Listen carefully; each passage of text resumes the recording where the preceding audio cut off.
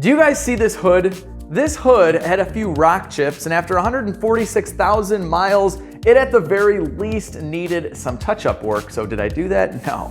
I sent it to Mancuso Collision Custom in Glenview, Illinois, because this is my E55 AMG Wagon that I love so much, and they stripped it down to bare metal, sanded the hood, primed the hood, and then painted it to perfection. And this is what we have. If we zoom in, the hood disappears. It's an invisible hood. Look at the finish. It is a mirror, unbelievable paintwork. If you guys remember, this fender was damaged from a little mishap with the aromatic suspension. So not only did they straighten out the metal and make it look perfect again, but while they were in there, I had them roll the fender, but this isn't your normal roll job. They actually seam sealed the roll so water won't get in there, and then of course painted it so you'd never tell that anything was done. Looks absolutely amazing. If you guys live anywhere around Chicago, I highly recommend Mancuso Collision Custom. So let's take a look at everything else we have in this video. I am a happy little boy. I'm a kid in a candy store who has a severe addiction to sugar, because today we are putting all this stuff on the car. This is gonna be so cool. We're lowering the wagon as well. I have our lowering links from Victory Road Performance. Of course, we have the modified headlights with new lenses from my last video. I know every single one of you watched that video. We have the E63 front grille.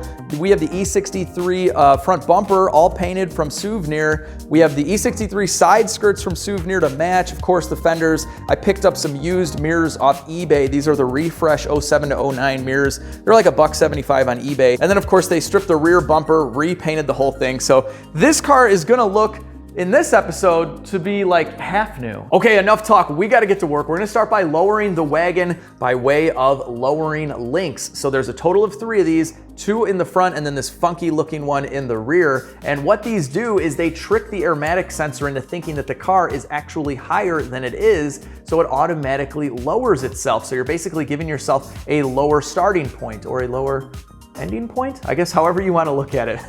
So in the front, all we have to do is make these links a little bit longer. They recommend no more than 8 millimeters compared to the factory link. So let's get that one out of here. To remove the links, a tool like this always works best, and I've already sprayed all this down with penetrating oil. So all you do is gently pry the link off. Don't use excessive force or you can break the sensor arm or the upper linkage, and if it's giving you problems, just use snap ring pliers to separate the link. This works really well. Next, measure the factory link and then make your new link about 6 millimeters or roughly 1/4 inch longer. The new link is just threaded, so the length adjustment is really easy. Then just make sure the other side is exactly the same and remove the retaining clip before you reinstall the link. After you're happy with the ride height, you can reinstall the retaining clip and you're done. The front lowering links are easy, the rear not so much. We have our differential, and then right in there is one end of the link and the other one is right there. So I think we have to drop the sensor down, and this one actually has to be shorter in order to trick the sensor into thinking the car is higher. Okay, the rear is not as hard as I thought. You just remove 2 10mm nuts right there and you drop the entire sensor down, and then you're easily able to reach that end of the link, so you can remove it and install your new one. All right, so I've shortened this the exact same amount as I lengthened the front, so about 1/4 inch or roughly 6.3 millimeters. And this is gonna be a little bit of trial and error, but hopefully I've got it pretty close. Oh, and what do you guys think of my new lighting rig? I just picked this up and it's making working on cars, cleaning cars, and filming YouTube videos so much easier. And these LEDs are like infinitely adjustable. This thing is super high quality. I got it from carsupplieswarehouse.com. I'll leave you guys a link down below and maybe a coupon code. I'll reach out and see what I can do, but I am loving this light, and hopefully it kind of steps up the quality of my videos as well, but really nice. All right, and there you go. Our rear lowering link is installed, and this really isn't that bad. So let's throw some wheels on the car and see what the wagon looks like. It's impossible to tell what's going on in the front without fenders, but this is our highest suspension setting, and it's already resting on the lift arms, so I can't even go any lower than this right now. So I think at this point it's best to just go ahead and put all these panels on. We're gonna have a good time doing it. I got some help today as well, and we'll get the proper wheels in the back, pull this thing out, and take a look.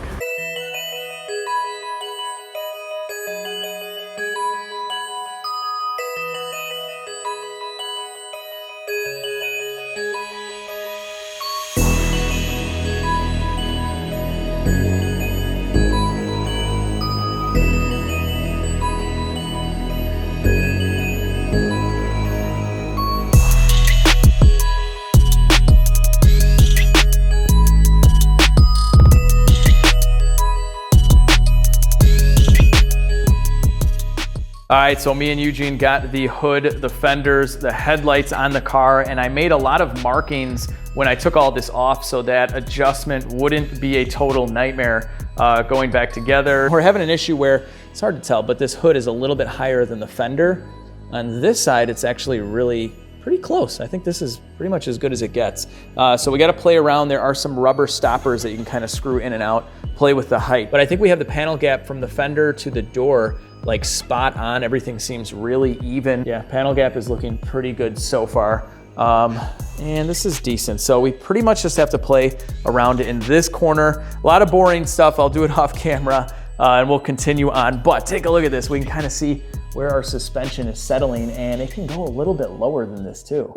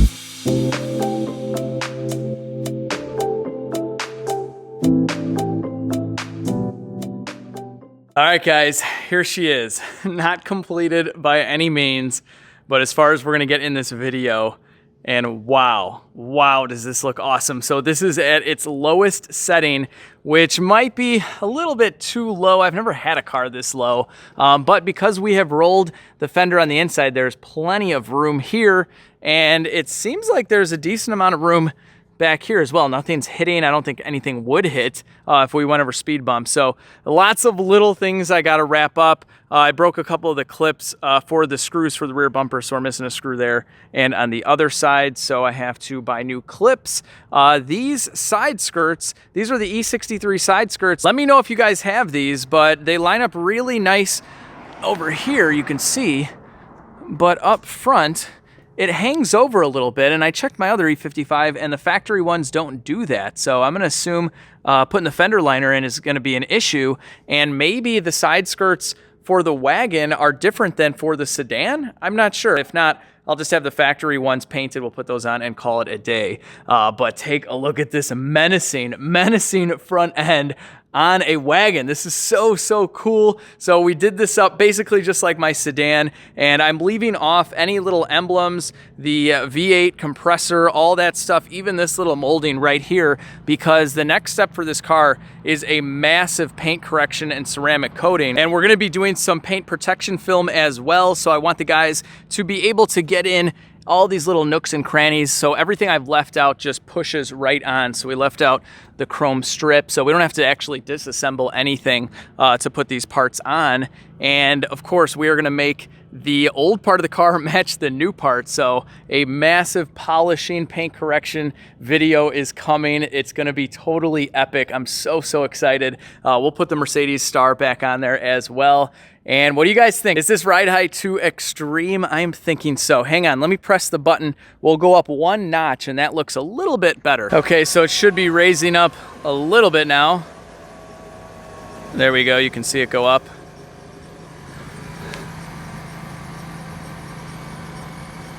And you know what? That might be where I want it.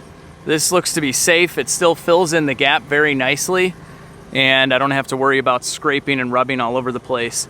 So I'll mess around with the links. It's always trial and error with those. And then I have to play around with body lines and panel gaps. I can't get this hood to sit down. It just has a tiny bit more to go, and then it would be perfect. But I think these lines are really nice. I think the lines from the fender to the door are really nice as well. But don't worry, in the comments section, there are going to be panel gap and body line Nazis. These guys are straight savages in the comments section. They will call out a body line if it is 1/4 of a millimeter off. They're almost as bad as the paint Nazis, who will notice any panel on a car that was painted or not painted. I've shown brand new cars where the guys will comment that the panels don't match and the car was in some brutal accident, it had to have been. Those guys are gonna come out for sure, but that's okay, that's okay. So stay tuned for the next video. We are gonna be at Chicago Auto Pros. I have brand new wheels for this car as well that I can't wait to show you. They are fresh from the powder coating shop. Chicago Wheel has coated them back to the factory finish, so I can't wait to show you that. Everything buttoned up, paint corrected, paint protection film, who knows what else, maybe some interior stuff, I don't really know yet, but definitely stay tuned for that video. The lawnmower guys are out, so my audio is gonna start to suck. But luckily, this video is over, so hit that like button if you liked the video, share the video, subscribe if you're new, and most importantly, have an awesome day. I'll catch all of you in the next video. Oh, and I almost forgot, I will be installing the updated mirrors in the next video, so stay tuned for that as well. I actually have to drill 3 holes into the door to get these to fit.